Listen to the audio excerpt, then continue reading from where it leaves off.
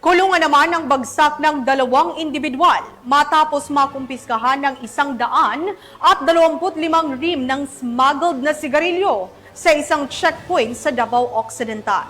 Magbabalita dyan si Patrolwoman June Mary Joy Rupin. Nakumpiska ang 125 rim ng smuggled na sigarilyo na nagkakahalaga ng 42,500 pesos at inaresto ang 2 lalaki sa isang checkpoint operation ng Santa Maria Municipal Police Station sa Barangay Poblasyon, Santa Maria, Davao Occidental. Nito lamang ika-8 ng Pebrero taong kasalukuyan.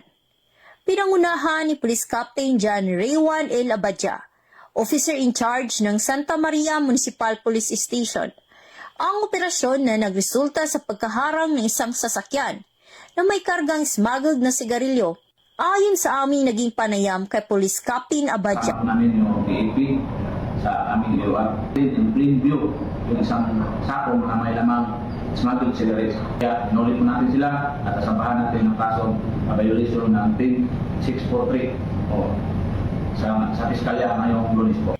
Dagdag pa ni Police Captain Abadja, kinilala ang mga suspect na si alias Hapij, 31 anyos, may live-in partner, at alias James, 42 anyos, at parehong residente ng Sulup, Davao del Sur. Ang mga nakumpiskang ebidensya ay pansamantalang nakahawak sa tanggapan para sa pagtatala, isasauli sa Bureau of Customs upang duman sa tamang disposisyon. Ayon sa pulisya, ang pagkakahuli sa 2 pinaghinalaang smugglers at pagkumpiska ng mga smuggled na sigarilyo ay patunay na kanilang dedikasyon sa pagpapatupad ng batas at pagsigurong ligtas ang komunidad mula sa mga iligal na gawain.